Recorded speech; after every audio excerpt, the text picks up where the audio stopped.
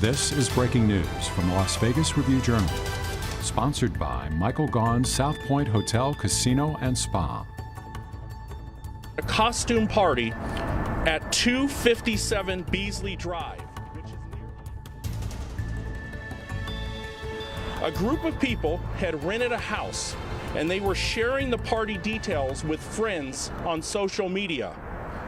That invitation was then shared with hundreds of different individuals. As a result of it being shared so many times, the party quickly began to get out of hand. Because there were so many people at the party, the host at the party began to pat people down for security reasons at the front door, because people were showing up to the party that they didn't know. A group of Hispanic males arrived and they refused to be patted down at the party. That started a confrontation between the host and the people who were trying to get in. Moments later, after leaving the party because they were refused entry, a car drove by in front of the house and multiple shots were fired from inside the car, striking Graciela and two other people at the party.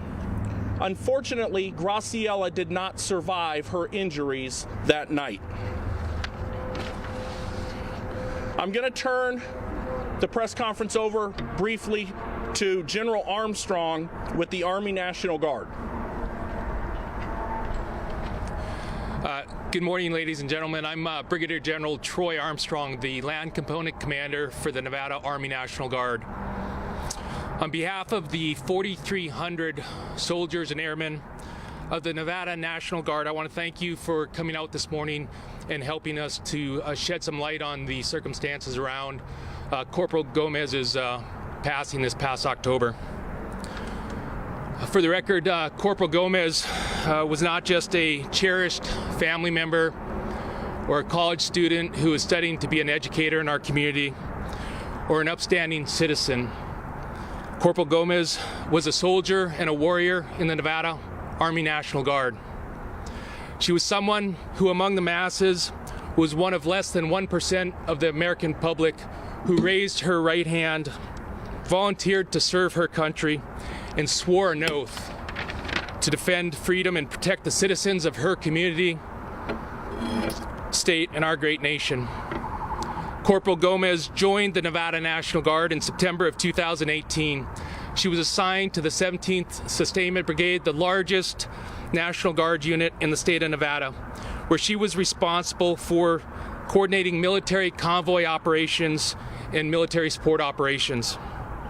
Corporal Gomez was not only a trained citizen soldier who was qualified and stood steadfast and ready to guard our nation and protect her community, but for the past year, prior to her death, she was protecting all of us.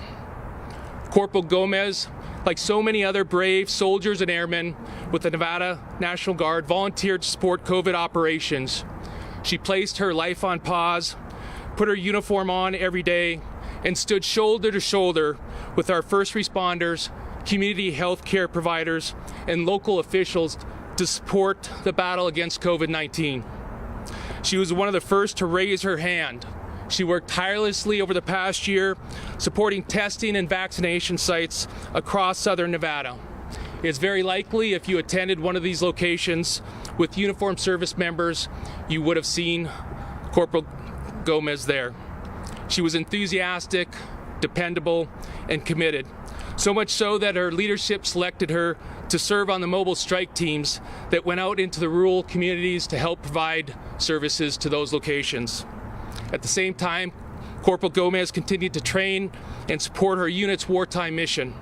This past summer, she deployed to Australia to participate in one of the largest allied training missions the Nevada National Guard has ever taken part in.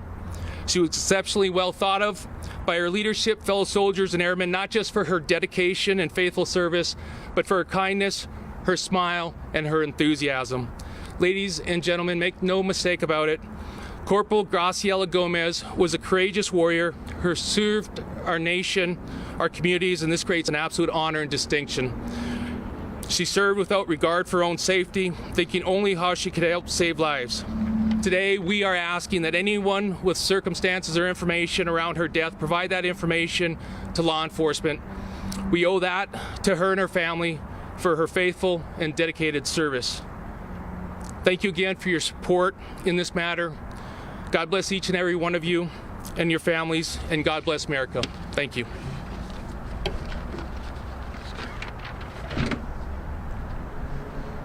I'm now, excuse me, I'm now going to have Graciella's mother, Connie, come up to the podium to speak briefly.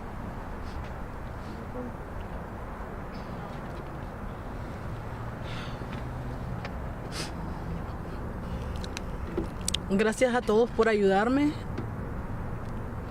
a decirle a la gente de Las Vegas, a cualquier persona que sepa, que tenga alguna información, nos ayude a encontrar a las personas que le hicieron eso a mi hija, porque mi hija era una persona buena, era una persona que tenía un futuro por delante, era una persona que siempre estaba tratando de volar arriba, siempre estaba buscando ser mejor persona, y yo lo que le pido a la comunidad es que nos ayuden a encontrar a los culpables, porque mi hija no era un animal para que me la mataran de esa manera.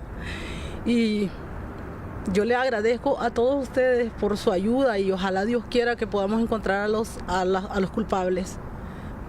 Gracias.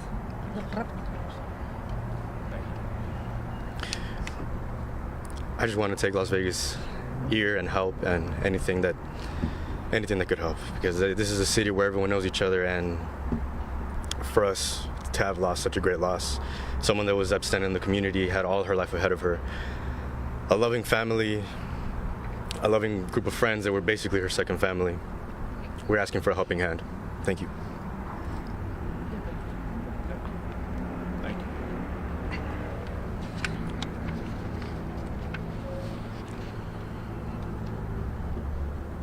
We called you here today because I want our community to know who Graciela Gomez is. It is important that everyone in Las Vegas does everything they can to help us solve this case, because we need help to bring justice not only to Graciela and her family, but to everyone who's been impacted by her senseless murder. We know there were additional partygoers at the front entrance when the party was taking place, and we also know that there were people who fled the party prior to the police arrival that were asking for them to reach out to Metro Homicide or also Crime Stoppers, and you can do that anonymously. And that tip, again, will potentially lead to the arrest of the persons responsible for Graciela's death. And again, there is reward money available through Crime Stoppers if your tip leads to the arrest and conviction. There were no witnesses that we have interviewed who have been able to identify a suspect in this shooting, and the video surveillance is very, very poor. As General Armstrong said, Graciela was a daughter, she's a niece, she's a sister, and she's a military veteran whose life was taken away for absolutely no reason. Our community needs to find justice for Graciela and her family, because someone out there knows who's responsible for her death. So with that, I'll take a couple questions if you have them. Yes? Do you think that the shots were fired from a vehicle, and if so, is there a description of the vehicle? So right now we have a sedan that drove by the house when the shots came out of the sedan.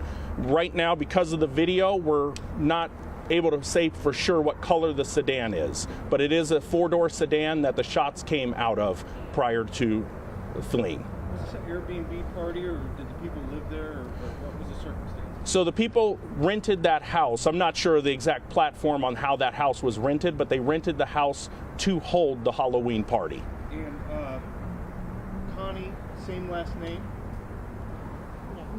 No. Afterwards, we'll make Connie available for you.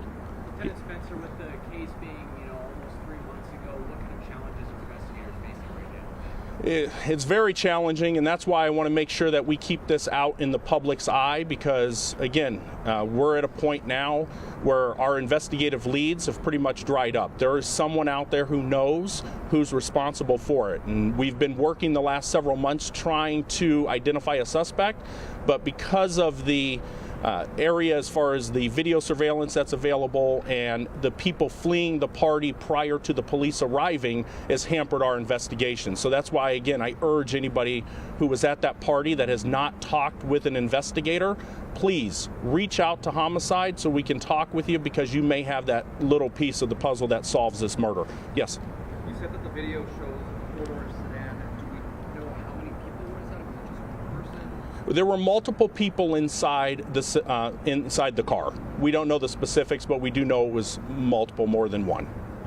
So. One last question. Yes. Spencer, I wanted to ask, when you have follow-up press conferences like this, does that typically tend to lead to more information for you guys to have? We do. I was just talking before I came to the podium, and I hold these press conferences very rarely because I want the public to understand that on these specific cases, on the importance of why we're out here holding this conference. Okay, you have an innocent person who was at a Halloween party, and all of us go to parties, and she did absolutely nothing wrong. She was at a party and her life was senselessly taken away from her, and I want to make sure we do absolutely everything so we can bring justice for her family, and someone needs to be held responsible for her death. And that is why these conferences are very beneficial, because someone out there has that piece of the puzzle.